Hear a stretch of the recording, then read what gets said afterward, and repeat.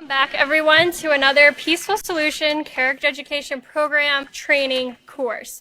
And again, we are learning to become teachers. We are teaching teachers who are going to teach parents. So keep that in mind as we go forward in this lesson, is that we are training to be teachers who are going to go out and teach parents. And we're going to pick right back up where we left off if you've been following along with us.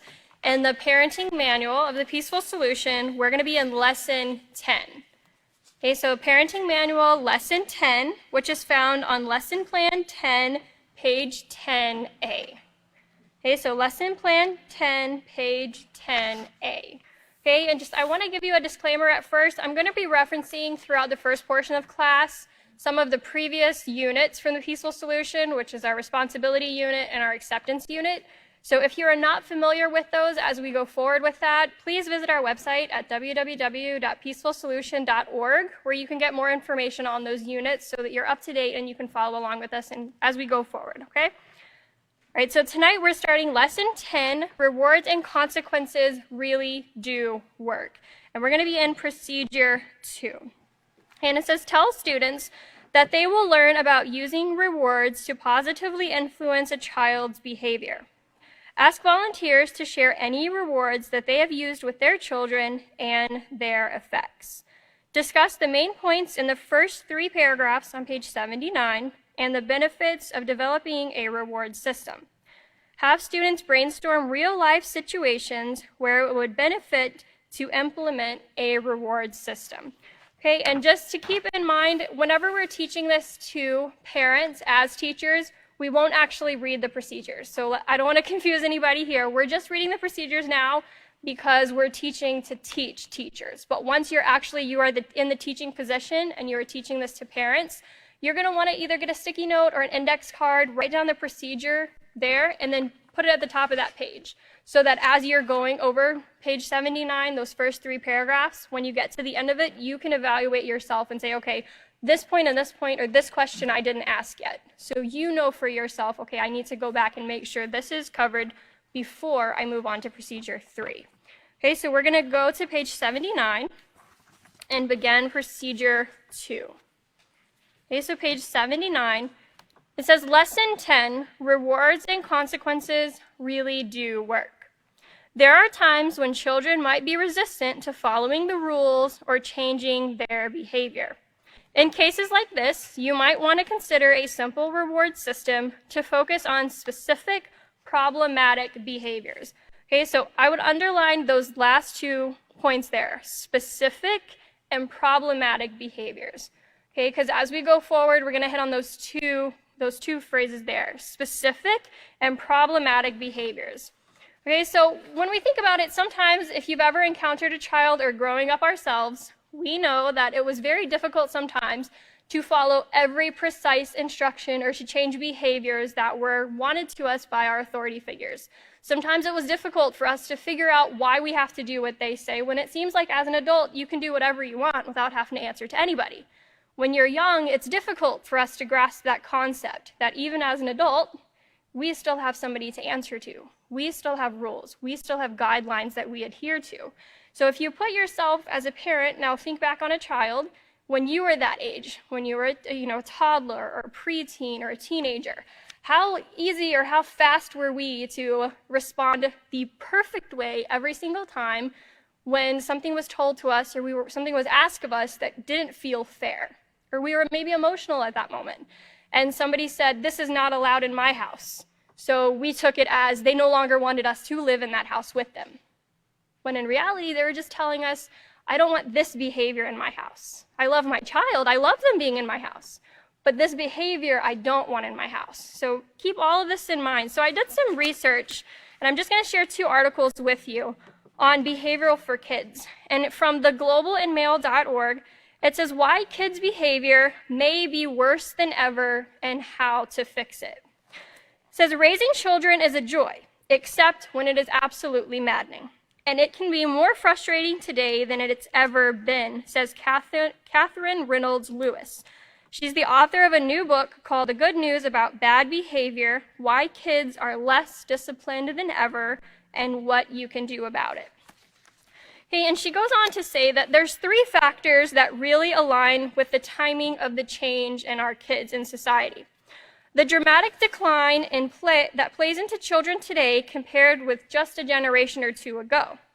One is that kids are pretty much constantly supervised from the time they are born until the time they're 18, when they might leave the home. Okay, so I don't want you to think that we're saying you should not supervise your child and you should let them free and let them do whatever they want. Her point in saying that is that and it's not every family, but a lot of families micro control every inch of the child's life. And we see this in most cases when you turn 18 or you go away to college and the parents don't even recognize the child that they've turned into when they go to college. Because that's not the child that I raised. Like, this is not who I raised. How did they turn into this? Because when they were at home, everything, okay, what do I do here? You do this. What do I do here? Okay, you do this. That they didn't grasp the ability to be able to make moral choices on their own. So keeping that in mind, we're not saying don't set guidelines, don't set rules. We're saying that as you're teaching your child from youth up into a teen, into their young adult years, to put choices in front of them so they themselves can weigh the options. So when they move away from home, when they go to college, when they have all of these outer influences of the environment around them, that they have the ability on their own to be able to make a positive moral choice. Okay, the second factor is media, and the growth of so much media that's bombarding us with information and ideas about who we should be and what we should want. 40 years ago, kids figured out who they should be and what they should want mostly from thinking about themselves.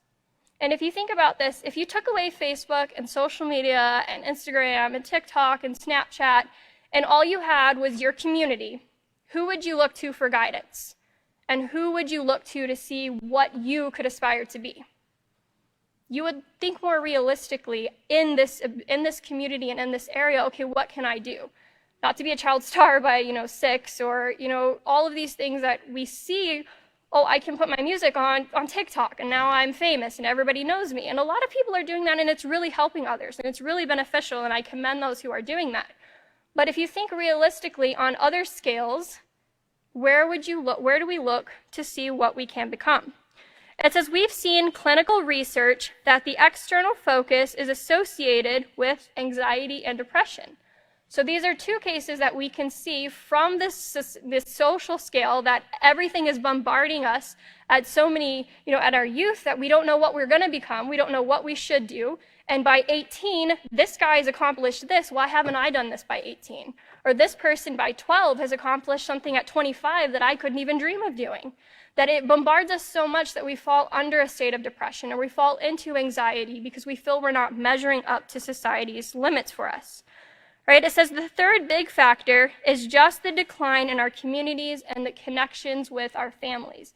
And we can simply see this where families don't really eat together anymore. Or when you do eat together, everyone is on their phone and they're talking to the person not in the room with them, instead of having a conversation with those who are sitting around the table. It says maybe a generation ago, a child would be in charge of a younger sibling, or they would have a job of putting dinner on the table. And now their job is just to get straight A's or to become a big star. Right? And she did another study that says why chores are linked to a child's happiness. And I know as a child, you're thinking, why would I ever be joyful with having to do chores or having to watch my annoying kid sibling? But she did a study that says that household chores are one of the biggest links to happiness amongst our youth. Because when you do a chore, you immediately see how it benefits your family. So you see an immediate reward there. You see the benefits of it. Or you benefit from your home being neat, and you can see the immediate feedback and the positive reinforcements from your family around you. Okay, so those are just an example there. Now, since we're talking about rewards and consequences, I did some research about discipline. Okay, and we know that that's sometimes can be taboo depending on, which area you were raised, whether it be globally or even in America. Sometimes in the South, people get whoopings. They get spankings. That's what they do when you grow up in the South. But in other areas, that is considered to be a form of abuse if it's taken too far. Okay, so I did a study on discipline in general. Okay, and it says surprising, this is from verywellfamily.com. And it says surprising reasons why we need to discipline our children, why it's important. And they said it sets a foundation for their good behavior. What many parents who are reluctant to discipline their children might not understand is how damaging it can be for a child to lack boundaries. Without discipline, children will be deficient in important life skills, including the following. They will be more likely to engage in negative behaviors that are harmful and even potentially dangerous for themselves and others. They will be unhappy. They will be willful, selfish, and generally unpleasant company to be around. They will lack self-control. They will not have social skills that are important for making friends, such as empathy, patience, and knowing how to share. Now, traits that discipline actually encourages, on the other hand, children who have been given firm but loving guidance will benefit from traits and abilities such as the following. They are more responsible and enjoy being good and helping others at home, at school, and in the world around them. So they actually enjoy making right choices because they recognize the boundaries. They see what is expected of them, and they know what standards to meet. It says they have more self-control and they're more self-efficient. They know what they are accountable for their mistakes or their misbehaviors and are more likely to make right choices because they want to, not because they fear the punishment of not doing the right thing. Okay, so we can see that discipline isn't a negative thing and discipline isn't a harsh thing and it's not a bad thing. It's all in the way we go about disciplining and making sure that we're always encouraging the right behavior, not focusing so much on the problematic behaviors. And that's why I had you underline those 2 points, because whenever we're correcting, whenever we're disciplining, we want to focus on the specific problematic behavior, not the entire child that is the problem, but the problematic behavior in itself. That's what we're focusing on. Okay, continuing on page 79, it says, for example, your son has a problem sitting quietly during events. His behavior is disruptive to others around you. Although you have tried patiently to explain and remind him of the rules and expected conduct, his negative behavior persists. At this point, you have 3 choices. You can become frustrated and ignore his behavior, never take him out of the house, or start a reward system that focuses on motivating him to sit quietly during events. Okay, and we're going to go with the last point here, okay? If you're reading through this and if you fall into categories 1 and 2, that's okay. We're going to work through this, but we're going to want to settle with point number 3, okay? That we're going to set up a reward system that focuses on encouraging them to sit quietly and why they should sit quietly. And if you've ever had to deal with, young children when they're going someplace, imagine, let's go with parents first, okay? So imagine as an adult, you get into the car with your boss and they say, I need you to be ready at 9 o'clock in the morning for an appointment. Okay, what do I need to get ready? Just be there. Okay, so what should I have with me? Like, is there files that I need to do? Is there anything I need to No, just be there, 9 o'clock in the morning. So you show up 9 o'clock in the morning and then they say, I need you to drive here. It's in the middle of nowhere. You've never been there. You don't know, and you're going by yourself. So there's nobody to guide you. There's no one to help you, but you're going to go there at 9 a.m. in the morning. How well are you going to handle that situation? Because once you get to where you're going, in the middle of nowhere that you don't know where you're going, once you get there, now you have to hold your meeting. But you have no idea what you're supposed to bring with you. Like, you didn't know what you were supposed to be doing. So think of a child, say 2 and 3 years old, that you wake them up first thing in the morning, you get them dressed, you throw them in the car, and then you take them to where you're going, and they have to sit somewhere for 2 hours. If they're not mentally prepped to sit in that situation, a child is going to lash out. A child is going to not react how you want them to because they weren't mentally prepared to handle that situation. And in this scenario here, that's something that as teaching parents, we would want them to be aware of. That the same way as an adult, we wouldn't want to be put in an unexpected situation, that we have no idea what's expected of us. The child is the same way. We have to mentally prepare them that, okay, we're going to be going through this on the whole drive over there. Talk them through the situation. Okay, remember, we're going to go and we're going to sit quietly, right? We're going to do this. You're going to color. What did you bring to color with? Talk with them the whole time so that once they get there, you're set, they're set, and you're as prepared as you can be for unexpected situations. Okay, going into the next paragraph, it says, in several of my seminars, coming from the author of The Peaceful Solution, I spoke about the effectiveness of rewards in changing behavior. I spoke of dangling a carrot in front of a donkey to motivate it to plow a field. The same premise holds true for motivating children to change their behavior. When you reward a desired behavior, it reinforces and strengthens the child's desire to perform that behavior over and over again. So whenever a child catches onto it or they sat still for 20 minutes, reach over and give them a pat and let them know they did it, 20 whole minutes. That was a lot more than we thought they would, or that was a lot more than we expected the last time. Every step of the way, point out the small things that encourage them to see, okay, I can do this, like I can do this. In time, performing that desired behavior will become second nature, and the child will then demonstrate it without special focus.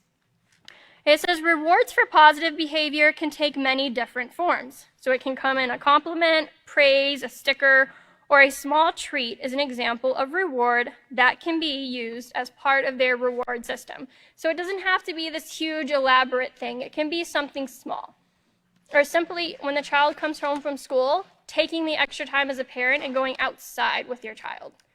Okay, if you're always busy and you work and you have a full-time job and you come home and you're cooking supper and you're cleaning the house, take that 10, 15 minutes with them and set that aside. That could be a simple version of a reward. It doesn't always have to be a tangible thing. The time that a parent sets aside for their child is more valuable than any physical item that you can put into their hand. Okay, it says many children need nothing more than verbal acknowledgement of their positive behavior or to see a bright sticker each time they behave appropriately. These verbal or visual reminders of their effort to control themselves is reward enough. Bear in mind that the ultimate goal of a reward system should never be to lavish your youngster with gifts, but rather to focus on changing behaviors that cause problems for others and himself. And the reason that that is so important is that if a child is constantly, if they clean their room the first time and they get a reward, then when they do anything, if they wipe the table off one time, they're going to expect a reward. And then if they sweep the floor one time, they're going to expect a reward. So if it's something always that they're always getting something, then they're not going to do anything because they want to. Like they're not going to do anything, just out of their willingness of their heart, because they're always going to be expecting something. And so a reward should never take that place. Because if something occurs and you fall into a financial situation to where you can't afford to give them things that you were giving them prior to that, that can cause them to fall back because now they don't know but when I do this, I always get things. Why do I not get things? I'm supposed to get things. No, you're supposed to clean your room because it's the right thing. You're supposed to do this because you're being responsible. You're supposed to do this because you're accountable. If you do something extra that's outside of what is already expected of you, then that's when you get the extra things. It says rewards should not be payment for jobs done, but rather they are tokens of appreciation of a cooperation, a respectful child. Okay, and at this point is where you would brainstorm with your class or with your parents different ways or different rewards that they have experienced or things that they set up in whether when they were growing up or in their raising of their children. What are some reward systems that you have? Okay, what did you do? What did your parents do with you when you grew up? Like, what did you get as a reward? What did you get as a consequence? And you would share these. Okay, and some examples that I was asking around because I love to learn more about others. And so I was asking around of different rewards and consequences across the board, different age ranges that people get. And one person told me that whenever they were growing up, that their family really didn't have much. So they couldn't do an actual reward system where you would physically give them something. So their version of a reward is if you got all A's at school, you got to go for a drive in the country. Like that was their reward. And that was a really big deal to them. And then somebody else was sharing with me that their version of a reward was whenever they were able to stay at home and watch their siblings and their parents could go away and do what they needed to and they came home. And if they kept that responsibility and they stayed in the house and their parents could trust them, then they got the reward of being able to spend the weekend at their friend's house. Or they got to go out for a few hours. Or if you're spring cleaning on the weekends, a lot of families like to do that. They spring clean and it takes up a few weekends out of the month. Well, if you're always doing that and you're a mom or a father who has a full-time job, then the weekend is the only time you have to really dedicate to that. Once the child is helping you with that, that reward could be that they could go outside, or they could have 2 hours, that they could do something they would like to do because of everything else they've already done to benefit the family. So it's not always a physical, tangible thing. Sometimes it's simply something that means a lot to them that they just haven't had the time to do. You set that up for them, and they recognize that not only as a parent are you listening to them, but you also value something that you might not care about, but you recognize that it's important to your child.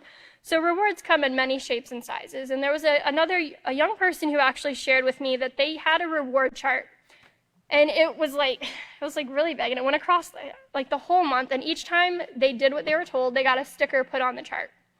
And when they got to the end of it, they earned whatever they wanted, whether it was a bike or a new book or, a purse or something like that. But they got it. But they said that it brought to their mind to remember that whenever they earned their thing, whatever it was that they wanted and they worked towards, in the moment when they really didn't want to do what they were told, or they really felt that it wasn't important, they reminded themselves of what was at the end. If I get through this moment, if I just don't yell back at my parents, if I just don't fight back, if I just do what I need to, even though I feel like it's not fair, I have this at the end. And they said the benefit that it has for them now as an adult is that whenever they're put in a situation where they have to do something uncomfortable, they remember that in that moment, they don't regret what they're about to do because they feel convicted in how they're being mistreated. They have a right to come back at the authority. But then they remember that at the end of it, it's not worth it. Because if I control my tongue, if I be respectful, even when I feel that I'm being treated unfairly, I remember the reward I have at the end. And they're an adult now, so nobody's buying them new things, but it's a thought that was implanted in their mind as a child that they can recognize now when they're in a hard situation, that you're gonna regret it later on if you lose control in this moment. All right, so we're gonna go to procedure 3. So go back to lesson plan 10, page 10A. So lesson plan 10, page 10A, procedure 3 at the bottom. It says select key points from the next 3 paragraphs on pages 79 through 80. Stress that a reward system can help both parent and child focus on the positive. This method has the potential to bring about a more caring and peaceful relationship between the parent and the child. Okay, so we're going to flip back over to page 79, and we're going to be on the paragraph at the bottom. It says, for the older children, it is effective to take the time to discuss the problem respectfully, but frankly, and then come to an agreement about a plan of action to help him or her achieve the desired behavioral change. This might even be in the form of a contract or an agreement written up and signed by both parents and the child. And that is where you're teaching a child something that they're going to need as they grow older. Because as you grow older and you go into the workforce and you go in to buy a car or you go in to do many things, you have to sign a written agreement between 2 parties. And if you start with them when they're young, then they recognize that, okay, when I sign my name on paper, that I am held accountable for this. But it also, they recognize that not only am I held accountable, but my parents care enough about me that they're willing to keep their word too. And it kind of goes both ways there, that it's recognized on both sides. All right, and I'm going to reference back to the acceptance unit. So I have a slide here for y'all. And the acceptance unit on page 87, it's chapter 5, and it's entitled, There is a Purpose to It All. It says, to have purpose in life means to have a positive direction in which to grow and mature. Unless you understand that your life has purpose, you can easily dismiss the effect that you have on the lives of others.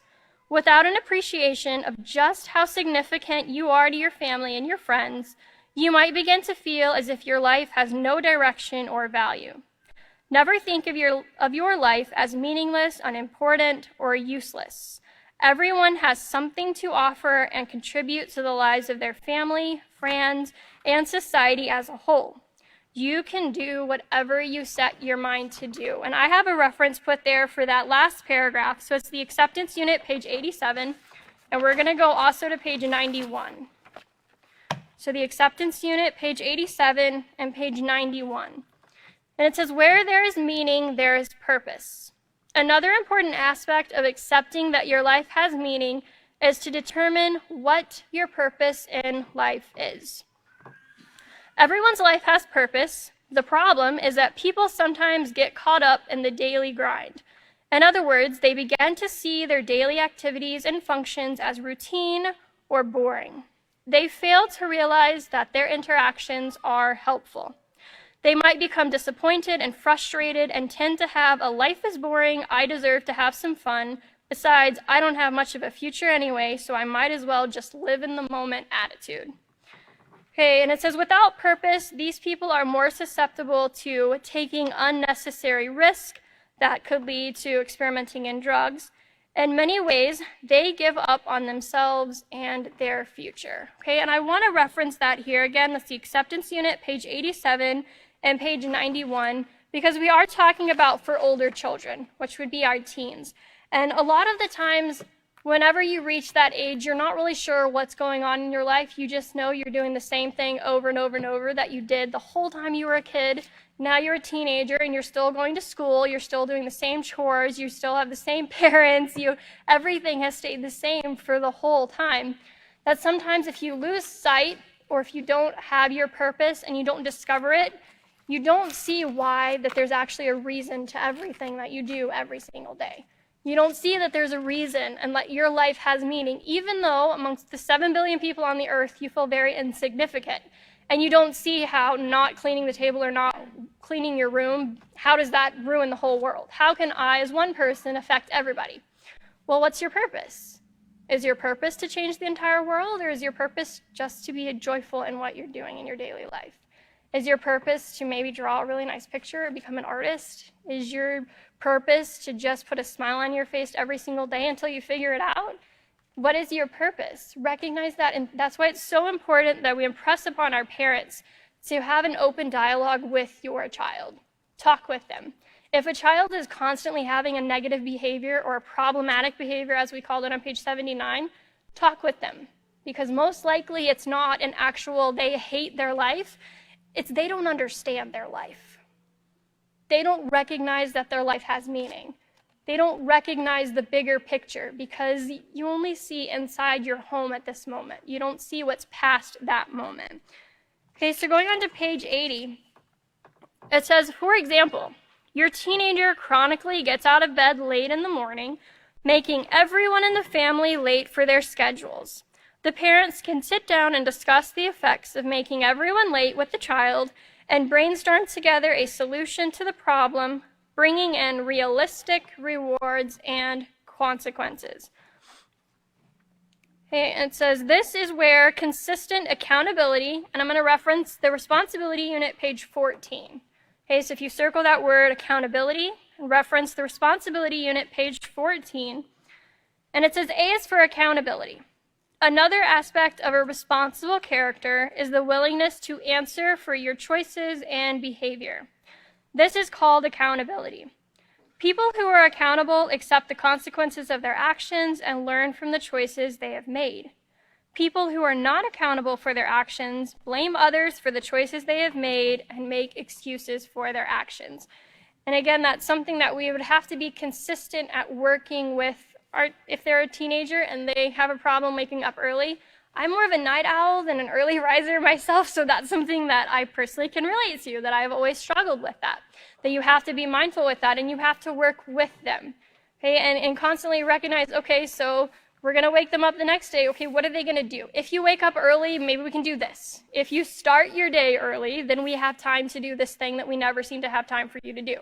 Give them an incentive to recognize that this one behavior, that maybe they just don't want to face the day tomorrow, so they sleep in a little bit longer to put it off.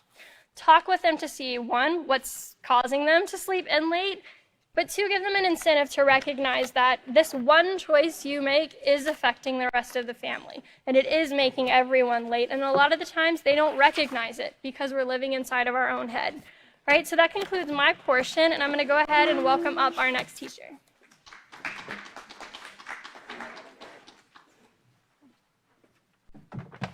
Hi, everyone. All right. So let's give another hand to Brittany. She did an awesome job.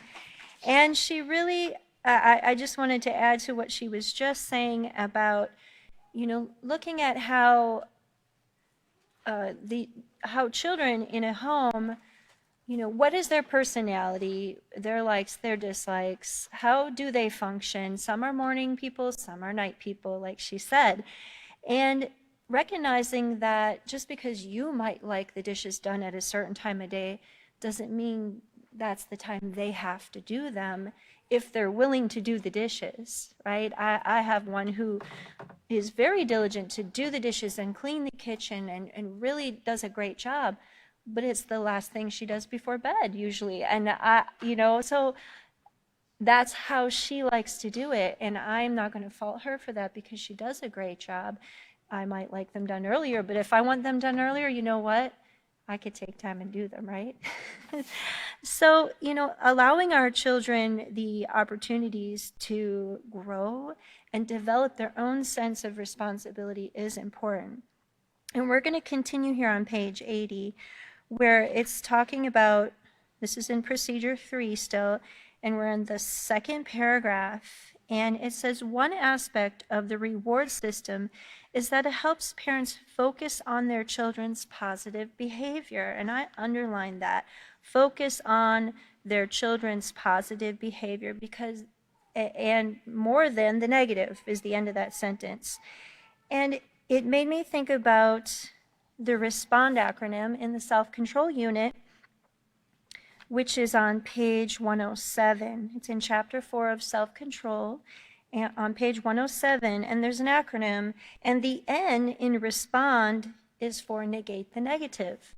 So when we negate something, we're making it positive, right? We're taking away the negative. And if we focus on the positive behaviors that our children do, then we are giving them positive attention. And they're going to like that positive attention, right? And wouldn't you? Like if you did something right and someone in authority over you said, "What a great job. I'm so thankful you did that." And you did it so, even if I didn't do it that well, but they just thanked me for doing the job, right? A lot of times as parents, we have to recognize in teaching these parents, they might fall into a trap of being very critical of the way their children do things. Like I was just talking about with when the child did the dishes, is that really that big of a deal that they like to do them at a certain time, or how they put away their clothes? Do they put away their clothes? Yes, they do. But we can be very critical of the way our children do things and carry out tasks in our home. But if we do that, then they will come to develop a sense of everything I do is wrong. And that is not what we want. We want to build our children's self-esteem. This lesson talks about how important a parent, their role is in developing this positive character within the child. And we know that each lesson has been building on that. So if we focus on their positive behavior, then they're going to recognize we do see the great things they do on a very regular basis. And it doesn't come naturally, okay? How many of you can recall all the great things your parents said about you, right? You might have to think a little hard at first because, parents they're always teaching. So, the mistakes we make kind of sometimes supersede the great things we do in life. But when a child is misbehaving 3 and 4 times a day, or for an extended period of time, parents tend to slip into correction-only mode. All right, now if you've never been there, I don't believe you, okay? At some point in time, every parent falls into this mode. In other words, the only real interaction and attention they give the child is when the child is misbehaving. Have you ever had a day where you were very busy and you had certain tasks you had to accomplish and it just seemed like nobody was cooperating with you, right? You had to get on the phone and take care of things, and those children were just making noise and running around, and everything was fine until you started trying to accomplish that major task you had to accomplish, right? So, but this is repetitive even. And if the parent pays attention only then when there's a problem, the child's going to catch on very fast to that, right? But when they're doing fine, when they're quiet and they're doing what's expected of them, it's very quiet in the house. There's no attention being given. That's like the opposite. And what it says here is this can create a vicious cycle.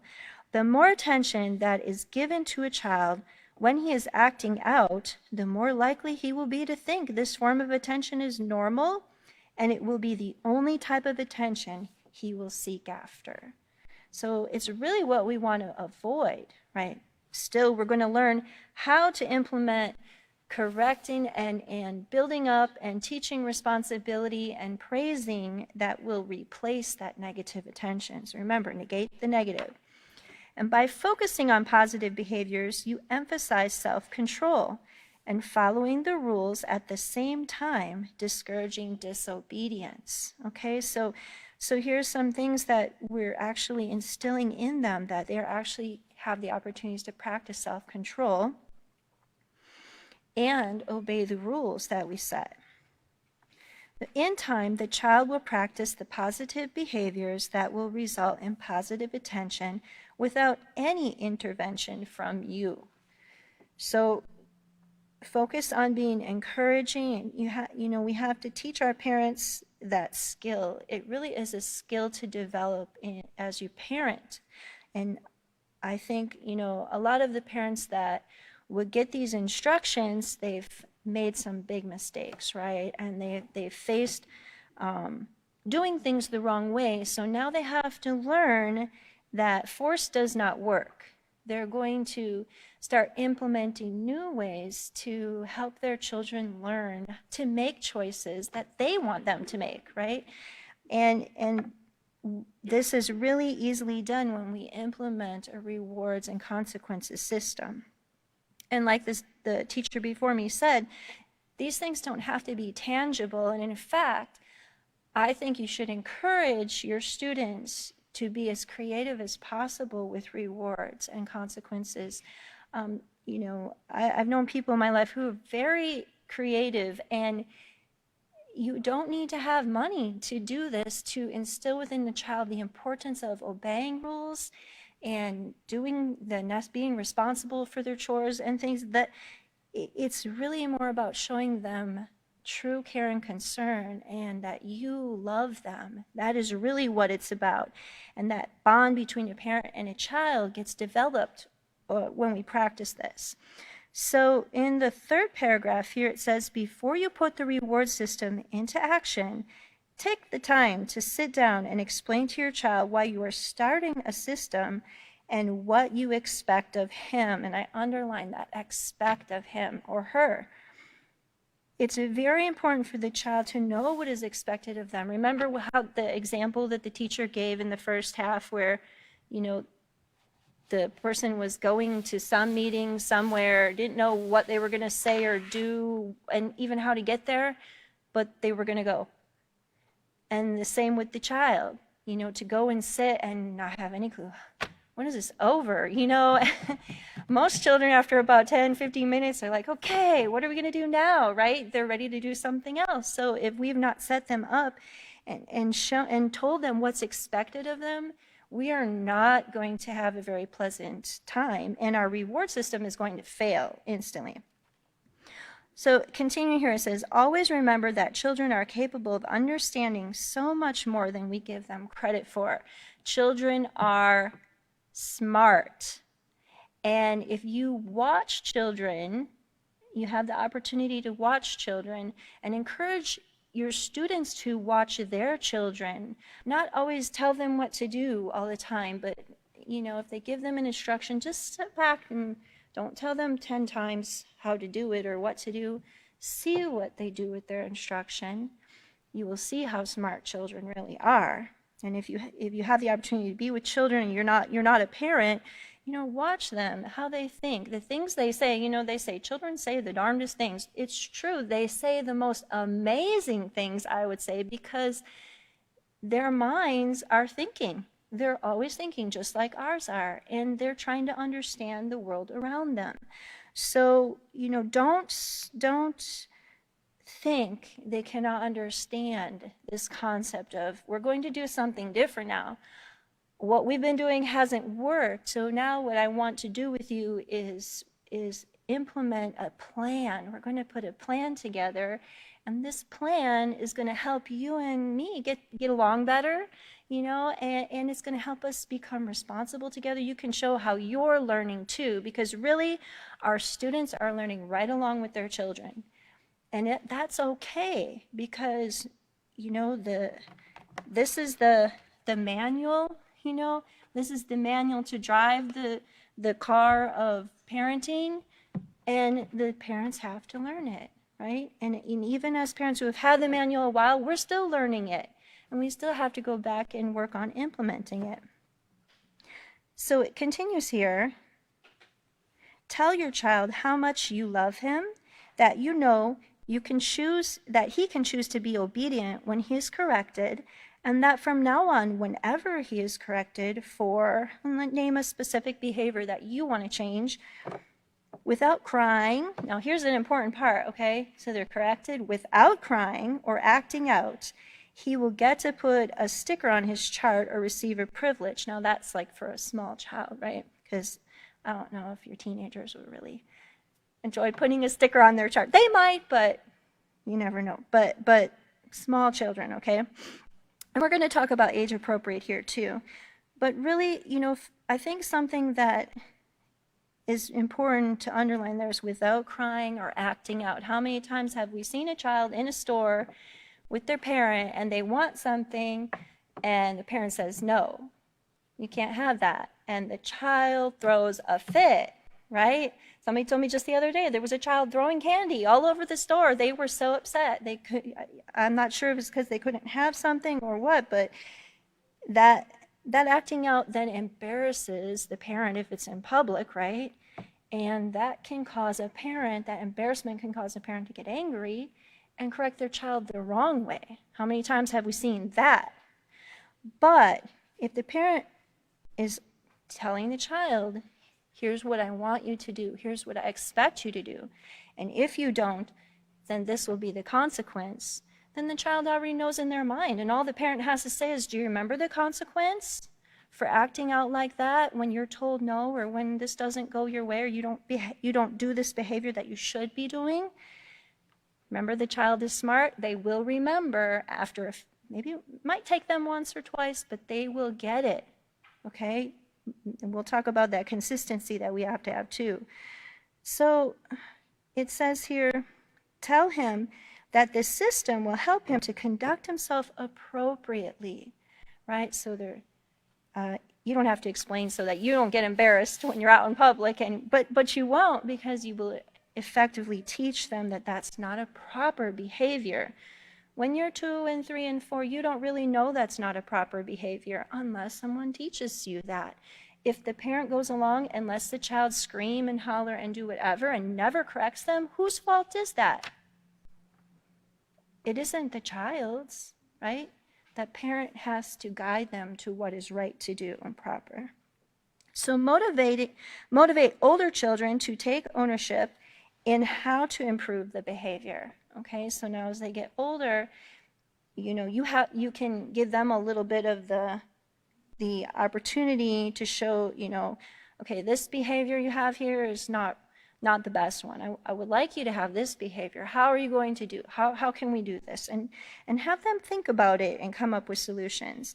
And this will help them put more effort into fixing the problem, which is really of great benefit, because as a person grows up, we know we're always faced with dilemmas and situations in life. And we have to think about solutions, because if we don't, we will be negative. We will go to the negative. We won't have hope that we can get through a situation.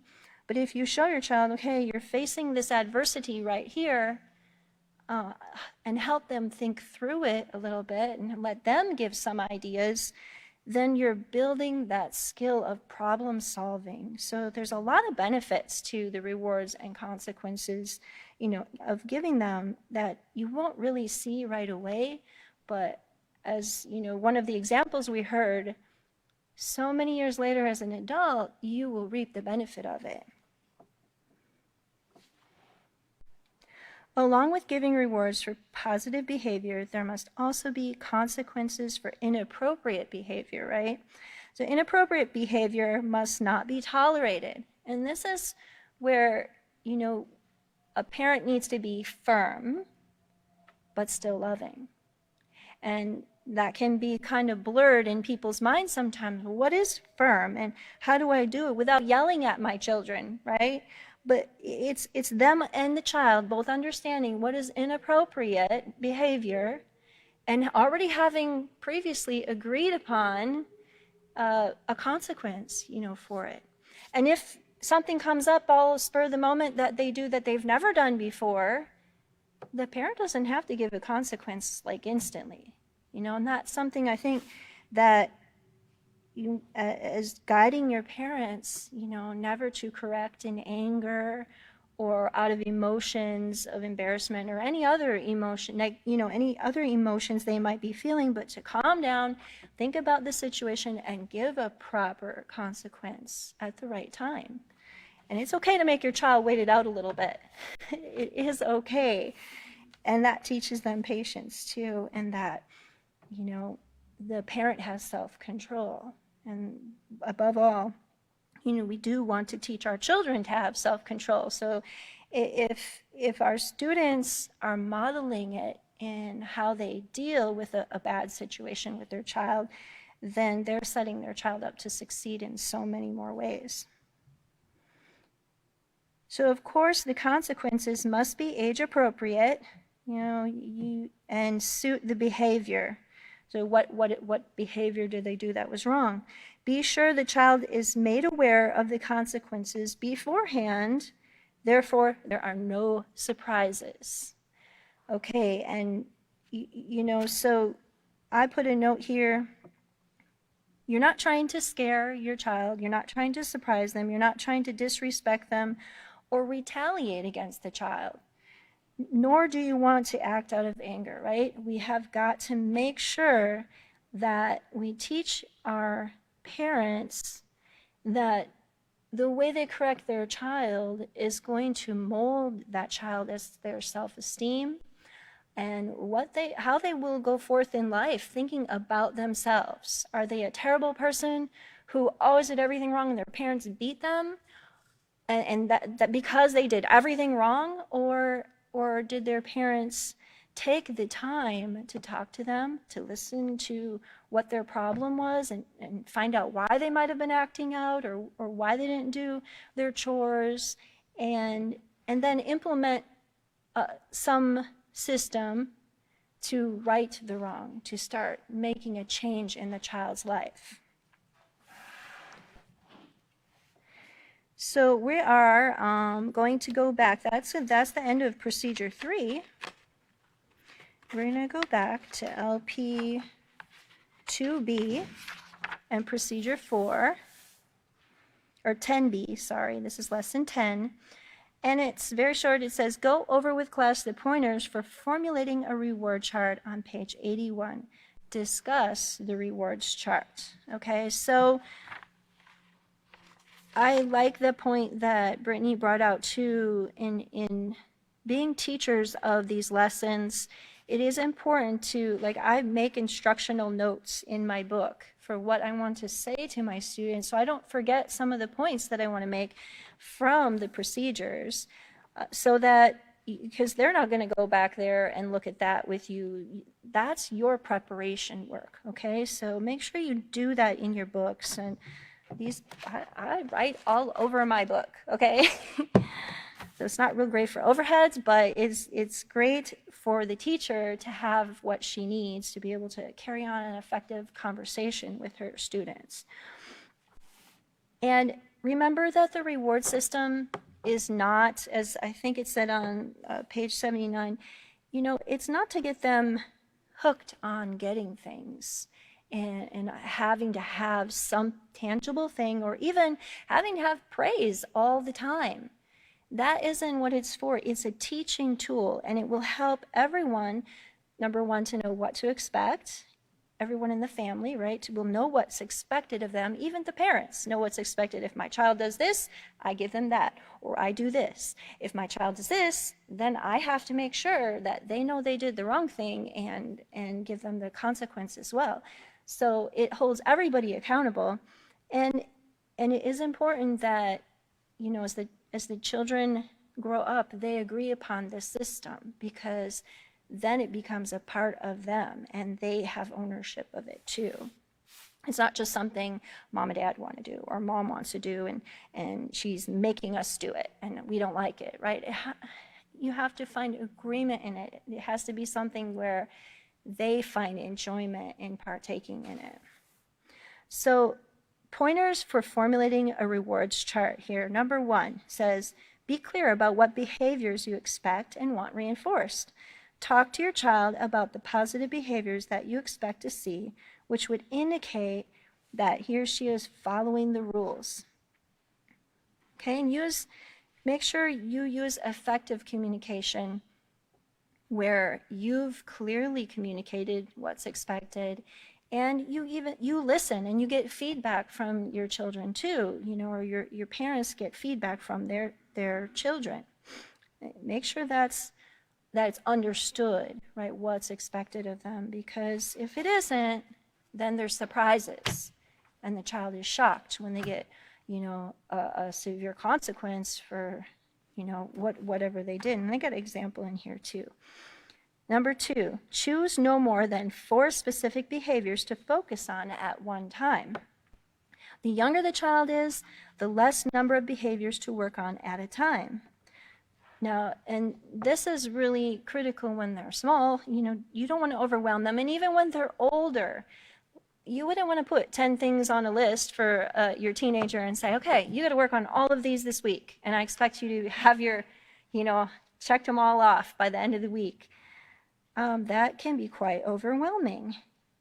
Whatever you implement with a child, your parents have to understand they should be setting their children up for success.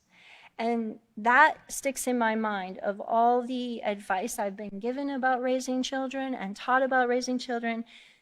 Set them up to succeed. It's within a parent's parameters to do that with their children. And I think sometimes we don't realize that we have that ability.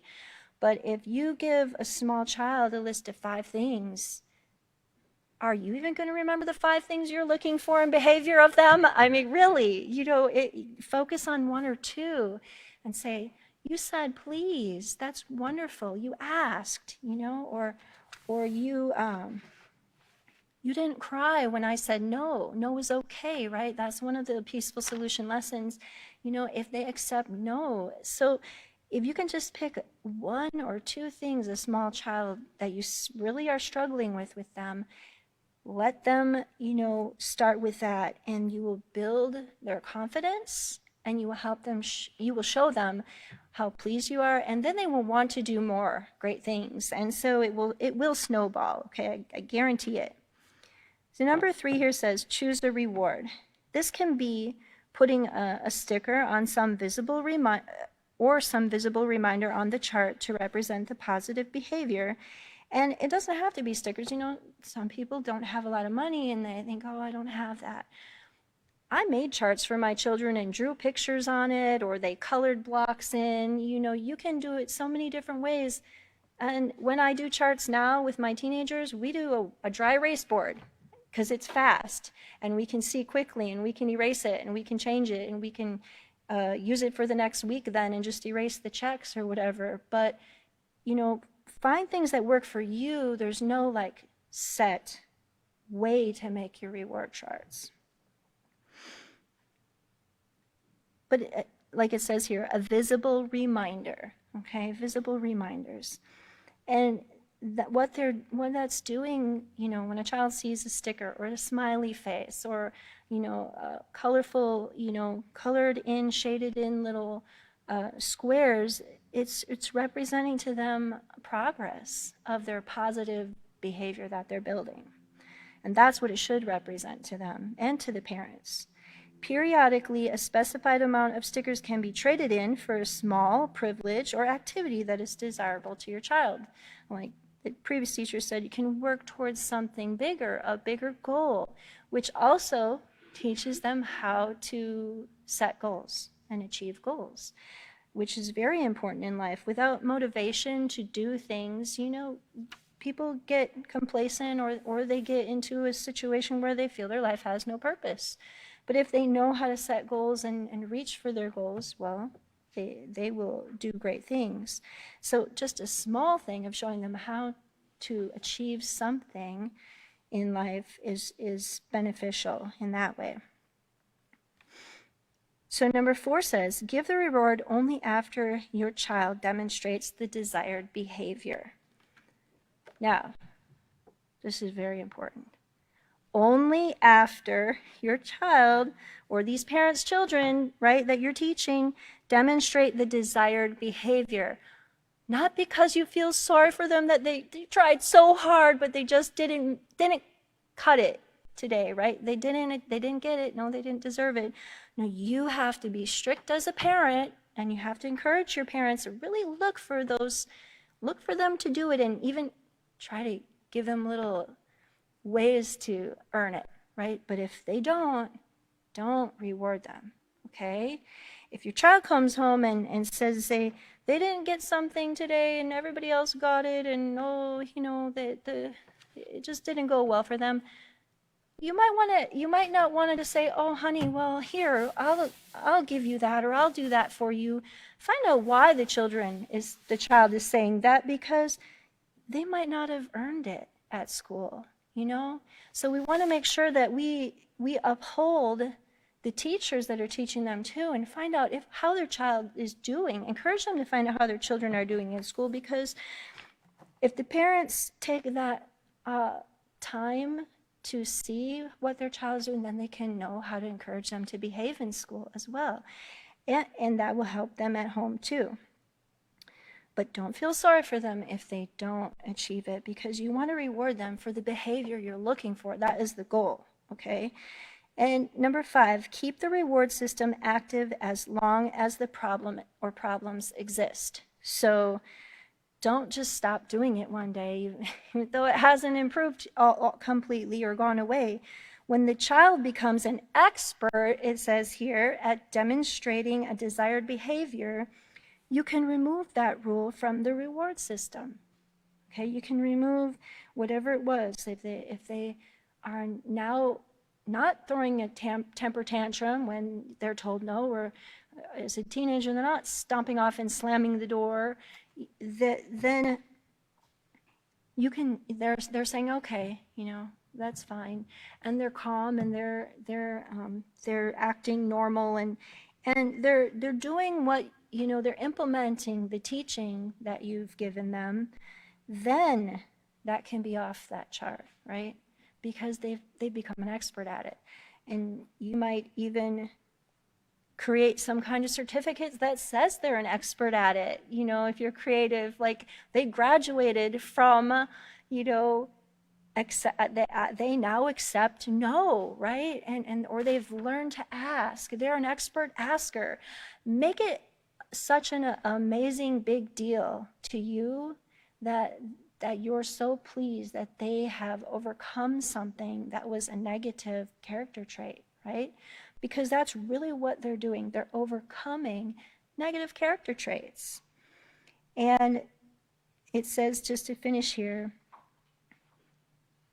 you can remove that rule or replace it with a new rule. So you can put a new one in place. Don't think they're perfect now and you're perfect and we can just do whatever we want now. Make sure you keep going with it and you keep encouraging them to improve, because your goal is to help them develop positive habits and behaviors to where it becomes easy for them to accomplish anything in life, because they've learned how to do it, right? They've been taught.